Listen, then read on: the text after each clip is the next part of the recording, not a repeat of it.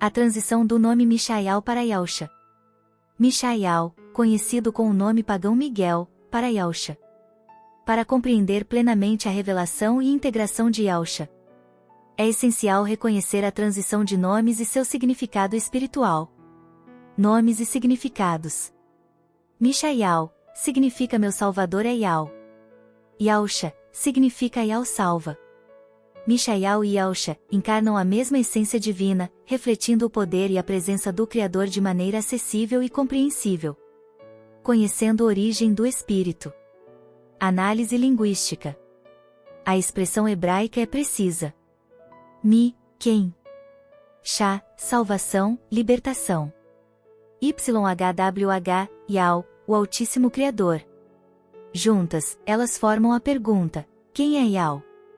Essa pergunta encontramos em Isaías 40:25 e Isaías 46:5, onde a Bíblia questiona com quem vocês vão me comparar? Quem é igual a mim? Esses questionamentos enfatizam a exclusividade e a supremacia de Yah como o único Criador e Salvador. Versículos para a compreensão da origem do Espírito. 1 Coríntios 2:10-11, Yah nos revelou pelo seu Espírito, o Espírito penetra todas as coisas, ainda as profundezas de Yah. Porque qual dos homens sabe as coisas do homem, senão o próprio homem que nele está? Assim também, ninguém sabe as coisas de Yah, senão o Espírito de Yah, que nele está. Para entender 1 Coríntios 2:10-11, é necessário ler junto, João 14:8 com Mateus 11:27. João 14:8, Filipe disse a Yahusha: Mestre, mostra-nos o Pai e isso nos basta. Yahusha respondeu: Há tanto tempo estou convosco, Filipe, e tu ainda não me conheces? Quem me vê, vê o Pai. Como podes dizer, mostra-nos o Pai? Não creis que estou no Pai e o Pai está em mim? Mateus 11:27, Todas as coisas foram entregues por meu Pai, e ninguém conhece o Filho senão o Pai, e ninguém conhece o Pai senão o Filho, e aquele a quem o Filho o quiser revelar. Esses versículos revelam a identidade de Yahusha, como o Espírito do Criador. A integração de Yahusha no mundo. O Espírito do Criador, o Verbo que se fez carne, Yahusha, enviado ao mundo, reflete plenamente os atributos e a natureza de Yah, sem ser o próprio Yah o Criador. Em análises bíblicas, encontramos essa conexão profunda em passagens como Gênesis 1:26, Façamos o homem à nossa imagem, conforme a nossa semelhança. Eclesiástico 17:3, Revestiu-o de força, como a si mesmo, criou-o à sua imagem. Sabedoria 2:23, Yah criou o homem para a incorruptibilidade e o fez à imagem de sua própria natureza. Salmo 8:5-6, que é o homem, um filho de Adão, para dele te lembrares e vires visitá-los. Fizeste-o pouco menos que um ser celestial, coroando-o de sua grandeza e beleza. Isso sugere uma colaboração divina que pode ser entendida como a presença de Yahusha, o homem, na criação. A origem de Miguel. O nome Miguel em hebraico é Leia, Michael. O nome, Michael, pode ser traduzido como quem é como Deus, mas não traduzido como quem é como Yah, pelo fato de seu nome não conter o tetragrama sagrado. O nome Miguel, Michael, menos a palavra eu, que se refere ao deus cananeu, e a colocação de Yah, podemos ver e ler o nome Michael. Miguel é frequentemente usado nas traduções bíblicas, para se referir ao arcanjo Michael. Em algumas tradições, Miguel é um nome amplamente reconhecido e usado frequentemente nas escrituras para descrever o arcanjo Michael e sua posição de liderança nas hostes celestiais. A transição do nome Michael, referido como Miguel, nas tradições bíblicas, para Yahusha, representa uma revelação profunda da essência divina. Enquanto Miguel é um nome que muitos associam com o arcanjo Michael e a liderança nas hostes celestiais, algumas tradições apontam que o nome Miguel e suas origens pagãs foram adotados devido a influências culturais. No entanto, a verdadeira essência e o propósito divino de Michael são plenamente manifestados em Yahusha. Michael, antes da sua forma humana, Yahusha, representava a presença espiritual de Yah na humanidade. Este nome, Michael, simbolizava o espírito de Yah, atuando e manifestando-se em diferentes momentos e situações. A transição para Yahusha demonstra como o espírito de Yah, que antes estava presente de maneira espiritual como Michael, tornou-se presente fisicamente como Yahusha. Sendo o espírito do Criador, Yahusha, na forma humana, mas sem ser o próprio Criador, reflete a essência de Yah. Da mesma forma, Mishael representava essa mesma essência espiritual, e assim se fez a transição do nome, ou seja, o mesmo nome, o mesmo significado, com o mesmo propósito, a salvação. Essa dualidade unificada revela a totalidade da obra de Yah, proporcionando uma compreensão mais profunda de sua natureza e propósito. Contexto histórico e bíblico. A transição do nome Mishael para Yahusha tem raízes profundas na tradição hebraica e nas escrituras sagradas. O nome Mishael simboliza a promessa messiânica de um Salvador enviado por Yah, mencionado em Isaías 9:6-7. Por outro lado, o nome Yahusha, citado em João 1:14, é descrito como o Verbo que se fez carne e habitou entre nós, refletindo a plena manifestação do Espírito de Yah. Após sua ressurreição, Yahusha, Mishael, triunfou na batalha celestial descrita em Apocalipse 12:7-10. Yahusha, o Mashiach celestial, emergiu vitorioso. Então, ouvi uma voz poderosa no céu: agora se realizaram a salvação, o poder e o reino do nosso Criador Yah, na autoridade do seu Espírito Filho, Yahusha. Reflexão.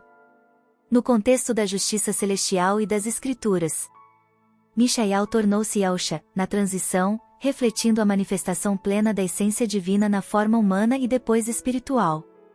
Essa transformação é significativa, pois Yahusha representa o Verbo que se fez carne, e a liderança nas hostes celestiais, combatendo o mal e defendendo a justiça divina. Essas citações bíblicas e os fatos correspondentes mostram que Mishael tornou-se Yahusha, na transição. Isso esclarece que Mishael e Yahusha são o mesmo ser, tanto em espírito quanto em pessoa.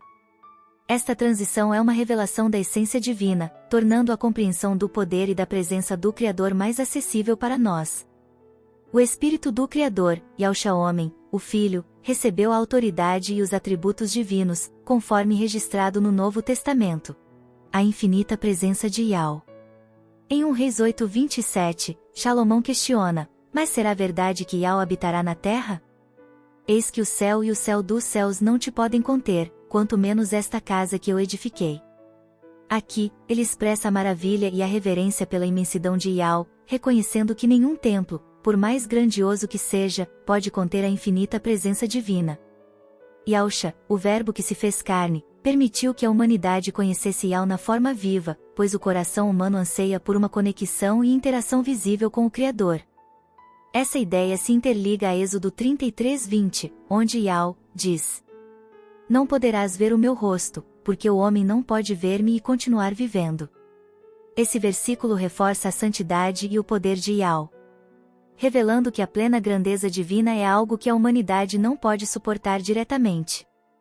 Por esse motivo, Yah, o Criador, criou um espírito de sua própria existência e o fez homem, demonstrando com isso o seu amor, a sua presença para a humanidade. Esses trechos citados acima afirmam a existência de Yah, Criador tanto no céu quanto na terra. Um versículo que reflete essa ideia, em Oséias 2:21-23, a comunicação. Naquele dia eu responderei, o oráculo de Yah, eu responderei ao céu e ele responderá à terra. Esse versículo é a revelação de Yah como soberano no céu, e Yahusha como soberano na terra. Abacuque 1:5, cita o chamado: vede entre as nações, e olhai, e maravilhai-vos, e admirai-vos, porque realizo em vossos dias uma obra, tal que vós não crereis, quando vos for contada. Este versículo reflete a surpresa e admiração que sentirão ao compreender a plenitude da obra de Yah. A realização da plena obra, de Yah, é esclarecida em João 14:7. Yahusha declara: se vós conheceis o Pai, também conhecereis a mim, desde agora o conheceis e o tendes visto. Yahusha estabelece claramente sua conexão com o Pai, reforçando a unidade entre eles. Compreendendo os versículos interligados. Em Oséias 2:21-23, vemos a comunicação direta de Yah com a criação, enquanto em Abacuque 1:5, somos chamados a contemplar a magnitude de sua obra, que muitas vezes superam nossa compreensão. A plenitude da obra de Yah é esclarecida em João 14:7. Onde Yahusha confirma: se vós conheceis o Pai, também conhecereis a mim, desde agora o conheceis e o tendes visto. Outro versículo de confirmação está em Daniel 12:1. Nesse tempo levantar-se-á Mishael, Yausha, o grande príncipe, que se conserva junto dos filhos do teu povo. Será um tempo de tal angústia qual jamais terá havido até aquele tempo, desde que as nações existem. Mas nesse tempo o teu povo escapará, isto é, todos os que se encontrarem inscritos no livro. A transição de Mishael para Yausha é um processo profundo e significativo, que pode ser compreendido através das Escrituras. Confirmado em Daniel 12:1 nos oferece uma visão importante. Esse versículo nos revela o papel de Mishael, Yausha, como o grande príncipe que protege e salva o povo de Yao. A transição de Mishael para Yausha destaca a importância dessa proteção e salvação, especialmente em tempos de grande angústia. Em Apocalipse 19:16, Yausha é descrito como o Rei dos Reis, sublinhando sua autoridade suprema e eterna. Esta transição representa o cumprimento das promessas divinas e a restauração do reino de Yao na terra. Esta revelação de Daniel 12:1 é uma confirmação de que Mishael é a mesma pessoa de Yausha, com a mesma natureza divina e perfeição. Em Apocalipse 3:8-10, Yausha irá guiar e proteger o povo que é chamado por Yao, e esse chamado está em Apocalipse 7. São para aqueles que responderem ao chamado com seu arrependimento e obediência. A Yao, o Criador, a promessa da vida eterna. Advertência de Yausha, biblicamente. Adoração exclusiva a Yao. A importância de adorar exclusivamente a Yao, o Criador, é uma mensagem central em diversas passagens bíblicas. 2 versículos que reforçam essa exclusividade são Deuteronômio 6:4-5 e Mateus 4:10. Em Deuteronômio 6:4-5, lemos: Ouve, ó Israel, Yao nosso Criador é o único Salvador. Amarás, pois a Yao, teu Criador de todo o teu coração, e de toda a tua alma, e de todas as tuas forças. Este versículo, conhecido como o Shema, enfatiza que Yao é o único digno de adoração. Ele chama o povo de Israel a dedicar todo o seu amor, devoção e força a Yao, destacando a exclusividade dessa adoração. Em Mateus 4:10, Yausha reafirma essa exclusividade durante a tentação no deserto. Então disse-lhe Yausha: Vai-te, Satanás, porque está escrito: a Yao teu Criador adorarás, e só a ele servirás. Yausha cita a Escritura para reforçar que apenas Yao deve ser adorado e servido. Mesmo sendo o Espírito do Criador, Yausha, mas sem ser o Criador, reconhece que a adoração deve ser direcionada exclusivamente a Yao. Esses versículos destacam claramente que a adoração deve ser direcionada apenas a Yao, o Criador. Yausha, mesmo sendo o Espírito do Criador, recebe toda a honra e grandeza, por sua obra e sacrifício, mas a adoração deve ser exclusivamente direcionada a Yao, o Criador. Essa distinção é fundamental e reflete a verdadeira natureza da relação entre Yausha e Yao. Yao o Criador conceda entendimento e a sabedoria a todos. Receba a bênção, do alto, em nome de seu Espírito Filho. Yausha, assim seja, Aleluia.